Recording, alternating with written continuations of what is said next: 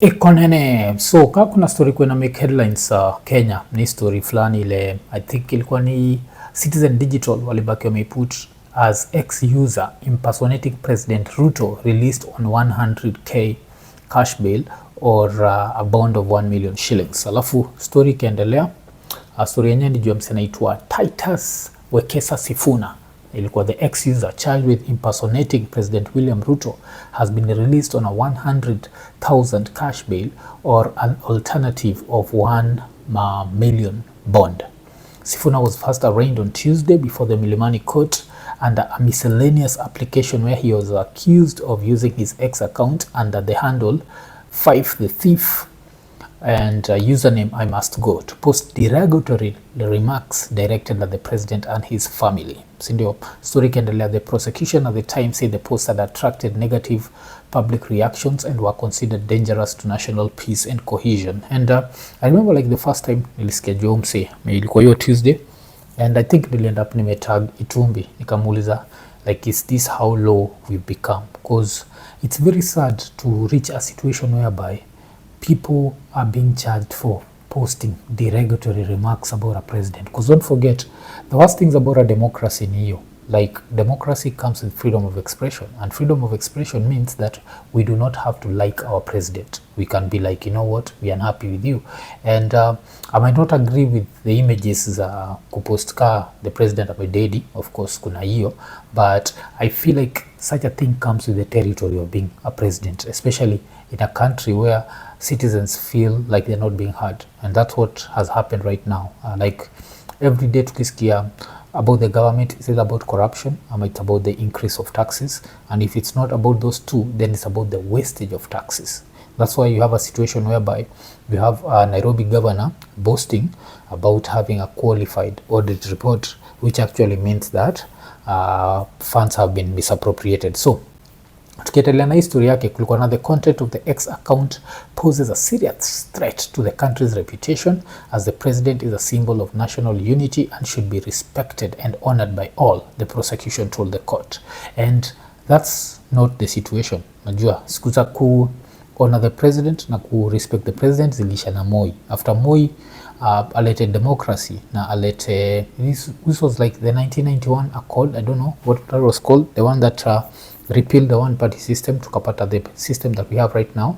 Since then we've been able to criticize presidents, and this has been happening for a long time. This is now close to over 30 years, so I'm past 30 years, so it's very hard to take Kenyans to the original times as za baba Moi sasa yuko mlangoni, hizo siku zishaenda. So kaendelea, the court further had that the content shared including messages and images amounts to hate speech, potentially inciting ethnic hatred among the public. It's also alleged that Sifuna altered the account's profile to display an image of the head of state, which authorities claim is misleading and harmful.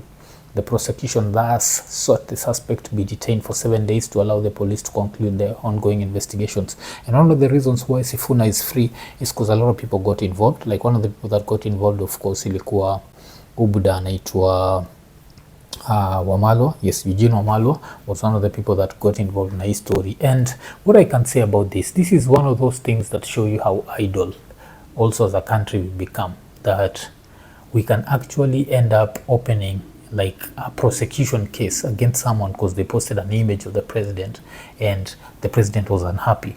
I feel like this is such a petty issue in the grand scheme of things. If you look at Kenya as a country that's still developing, Kenya as a country that needs all hands on deck, we do not have time for sideshows, and this is a sideshow. This is something that should not even make headlines. Like, yes, someone posted the image of the president, so what? How many memes have we seen? Trump as a baby, Trump as a cry baby, Trump as a what? The AI is coming from China. There are so many, and no one is being prosecuted for anything. So this is the nonsense that's happening in this country. It also shows you how the judicial system inakuwaga wasted. Because another story that nilienda nikicheki ilikuwa story ya kamse fulani hapo, alafu kuna msanii wa Wanjohi James aliandika Prophet Habakkuk. Kuna reaction video hii story ulifanya pale IKONINI podcast. 18 months korokoroni. So ilikuwa inabonga juu mse, ilikuwa Standard Digital. The man who hung on helicopter in Migori slapped with 18 months in prison. So kuna mse alirukia nini ya Migori, and boy like alikuwa charged with endangering the safety ya wase kwa flight. So that's one of the charges, and I didn't know about that, but that you actually, but when you come to think of it, helicopters are not the best way if you come to air travel. Zinakuwaga very ish like I think many say sijai fly kwa helicopter, but I don't feel like I need to. It's one of those like, yes, I respect air travel. Air travel is the best, it's efficient, it's what, but helicopters zinakuanga ish. So vile ufala alibaki ameruka hapo, alibaki ameendanger watu, but it's very sad to give such a person 18 months or $500,000 shillings penalty. And this is one of the places where I'd say that wase wakiamua kumcontribute, I'm going to contribute not to encourage his behavior, but just because I feel like 18 months in prison, this is someone most probably who'd watched this nonsense in movies and thought that this is real, that you can actually hang a helicopter and move from one point to the other. No, it's not. At some point your muscles are going to give in, and it's a disaster waiting to happen. And apart from that, the fact that unafanya helicopter inakuwa imeslant on one side, like una affect the whole balance of the helicopter, that's also not a good thing. So of course you're endangering the lives of wasekaki na Obinna wala walikuwa hapo ndani. So when I saw this, I was not happy, and because unajua, I know he made the mistake. I know we need to discourage this behavior, but to give him 18 months in prison and to say that he needs to pay $500,000, I think that's a little bit too much. And still talking of Obinna, like one of the most interesting things ile nimekuwa nikifollow ni stories za Obinna kuletana juu na ubuda mwingine anaitwa Mulamwah. So of course Mulamwah alikuwa na show yake, and show yake ilikuwa ina happen this past weekend. Ilikuwa on pia ilikuwa 20th, yes, ilikuwa on 20th, and kuna vile Obinna hakuattend, and when Obinna was asked why didn't you attend, Obinna akabaki amesema that he didn't attend because he didn't get the invite. Alafu vile Mulamwah alisikia hivyo akasema hiyo ni kujichocha, because the easiest thing ni the poster is the invite, you just show up. And through that, of course, Mulamwah end up amedo like a very funny video that I found to be super funny, where he's literally in the car, alafu anabonga juu ya succeeding in Nairobi jo. Sikia msee yuko zile za tuko pia sisi tuko hapa Nairobi tuna drive zo Benz. Ndugu Obinna kakangu, sijui shida inakuanga wapi Nashuku wewe ni mgonjwa, you are suffering from ADHD, attention deficit hyperactive disorder. You can google that You like being at the center of everything. Uko na maoni ya kila kitu bana. Harusi imefanywa, you want to be the center. Show inawekwa, unataka kukua center of it. Acha watu wengine pia nao wa shine their moment Uko na opinion za kila kitu. Sasa hizi hata punda iumbe mtu huko Kakamega, utaanza kusikia hapo you know guys, hizi punda zianze kusugua meno zinapatia watu tetanus Kakamega. Like wezi nyamaza tu vitu zingine ziende zikiendanga hivyo. What's the problem? Show ni ticket bana. Mtu akishaweka poster amemaliza. Hakuna ati hakuna my invite, it's not a private thing So si lazima ukue pale ndo ifanyike. Hiyo show hata ilikuwa tu ndogo bana. Ilikuwa tu kahol kadogo, lakini nashangaa kwani imechemsha watu nyongo kiaje? You can also do it. I understand you have yours. So we panga tusha make it pia bana. Pia sisi tuwasukuma mabenzo hii town tuishi vizuri. So I don't think it's very fair. Sometimes nyamaza. Tunanakupa hii challenge wewe mzee Obinna wewe. Jaribu kunyamaza wiki moja bila kutaja jina ya mtu. Alafu hii story like one of the reasons why nabonga juu yake ni after all these stories. Unajua hizi stories za beef na vitu kama hizo waga zina make headlines sana. So Obinna alienda hapa ameenda Base 47. Base 47 I think ni part of Radio 47. And during the interview, kuna vile the presenter kept insisting on asking him to talk about this issue. And this guy was not happy about being asked about this. So I was about to umecheki the conversation, and you can see alishinda akiambiwa mse iza just taki kumwanga juu story. Tatizo lako na Mulamwah bro vipi? Bro, I don't want to talk about that story right now. Yeah. Let's talk about my project. Let's talk about important things. Let's talk about important people. Yeah. Sitaki kuongelelea watu.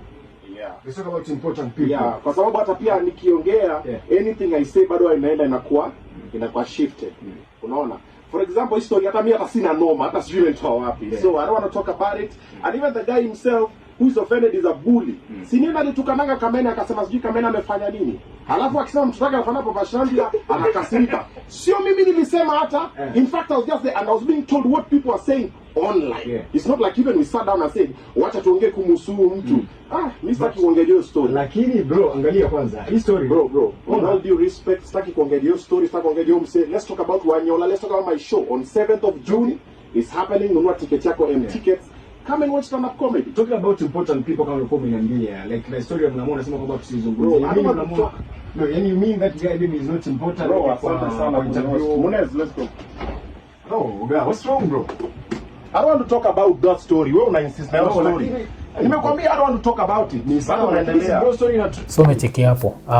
And I feel like as a presenter, because I've been a radio presenter, I've been a podcaster, and sometimes you'll ask someone a question and they don't want to answer it. I think you just move on.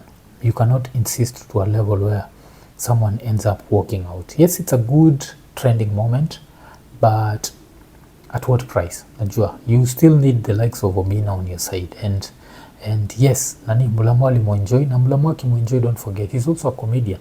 So akimuenjoy, he's having fun with that. That's why unacheki anabonga juu ya wanyama, anajua like livestock and such. That's a comedian being a comedian.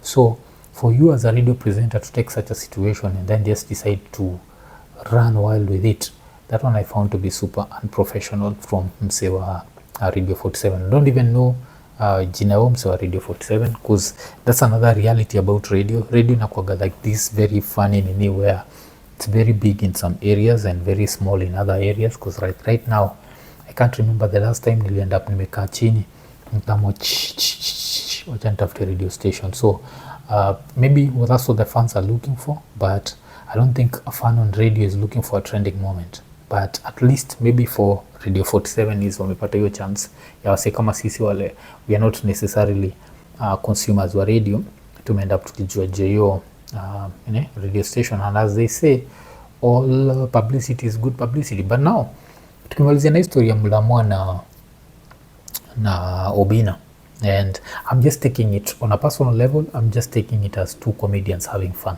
I don't think there is anything serious hapo, and the reason why I don't think there's anything serious is they are both successful in their craft, and with success comes a certain level of comfort that you're not always looking for beef. And utapataga like wasako na beef mob inakuwaga ile time bado mnatafuta success. Unajua hiyo time ndio inakuwa umekula moto. So I don't think Obinna amekula moto in any way na Mulamwah. I also don't think Mulamwah amekula moto na Obinna, but what I have to say that your clapback ya Mulamwah kuna vile ilikuwa kali, but still Mr. Obizi still Obizi, and expect hiyo show yake ya Red Room, I'm expecting that to be like super packed, najua. So of course nani pia libaki amesell out venue yake, so both are winning, and that's a beautiful thing to see come to the Kenya creative industry. Iko Nini.